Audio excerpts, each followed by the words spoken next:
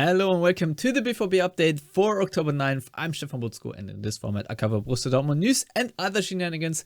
And yeah, I didn't really plan to do anything today, but there's a bit of time between the NFL Red Zone and Sunday Night Football, so I thought, what the hell, let's do a quick one. And yeah, I'm starting with Dennis Eitekin again, because he was in the Sport 1 Doppelpass, the referee of yesterday, and once again explaining his decision making. And yeah, basically what he said is that in a vacuum, the Bellingham kick into Alphonso Davies's face is a yellow card, but he basically explained in the context of the first foul or the first yellow card that he received, which is not really a must yellow card. He said that it would be harsh and it was not an intentional foul, so you need to show a little bit of empathy toward Bellingham, Borussia Dortmund, and the game in general. And that prompted a reaction by Oliver Kahn, yes, that guy here, screaming in his seat yesterday because his team did not carry a 2-0 lead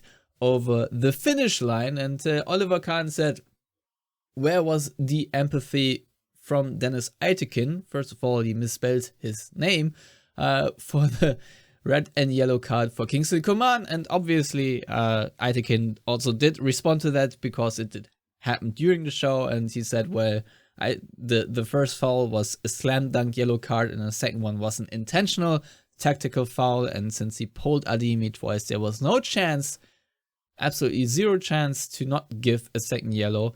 And yeah, obviously Borussia Dortmund fans did react as well, and asking, in this case, Ed Fiedekirch, where was the empathy of Kingsley Coman when he hit his ex-girlfriend?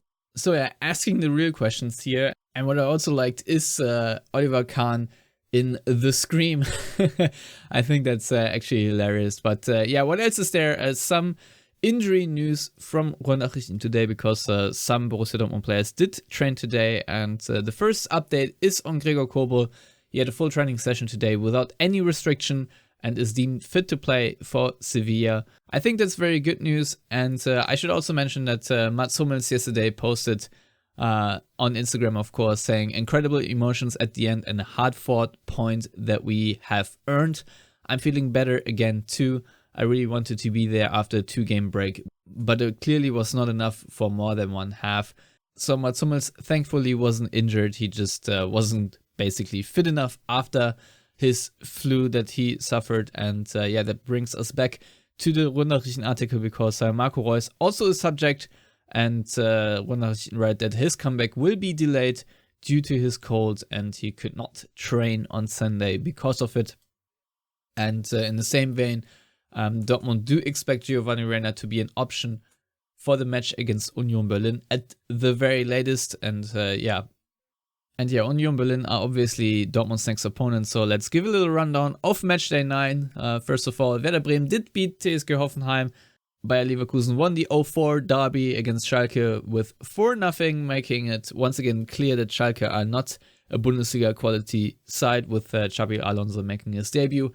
RB Leipzig and Marco Rose stumble in Mainz, a 3-0 win by VfL Bochum against Eintracht Frankfurt. Also a very interesting result, Augsburg and Wolfsburg 1-1, and then of course Borussia Dortmund managed to come back from 2-0 down against Bayern Munich at the death, with the Westfalenstadion exploding. And yeah, 1. FC Köln, not as proficient as they were against Dortmund, and maybe some karma there since the red card against Duda did not happen, but this time around they had a player sent off in Kahns, and thus they were too depleted to compete with Gladbach, who yeah, recovered from their 5-1 shellacking against Bremen, and then on the flip side shellacked Cologne 5-2, and Hertha and Berlin with a 2-2 draw as well, where Freiburg did profit of a very late goalkeeping error by the Hertha goalkeeper, and Union Berlin keep their top spot in the table because they beat Stuttgart 1-0. I think it was from a corner kick. And yeah, if we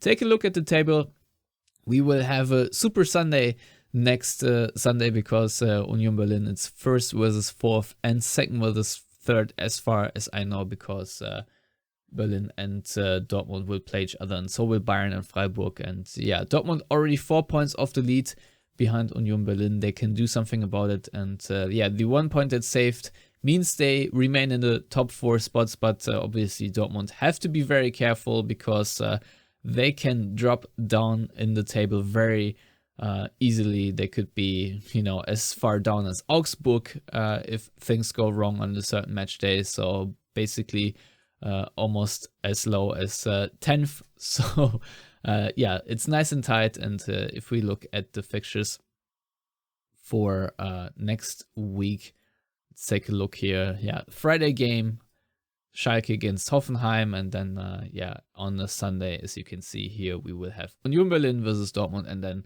later on Bayern against Freiburg. So these are very good games, and I'm looking forward to that. But yeah, obviously first Dortmund have to play against Sevilla on Tuesday. So tomorrow I will be back with a preview of that game, and yeah, tell you what Terzic and whatever player is at the news conference said ahead of the game. And yeah, hopefully there will be no terrible news at the injury update, at the personnel update, if you will, because obviously there could be players that picked up a knock against Bayern, because yeah, talk a lot about Bellingham's red card, but or not red card, but there were a lot of very crunching challenges by Bayern players flying into Dortmund players. So I would not be surprised if there are a couple of niggles here and there. But in the meantime, as always, thank you for watching. Let me know in the comments what you think of Oliver Kahn having some big loser energy on Twitter. And yeah, I'll see you again tomorrow. Until that time, goodbye.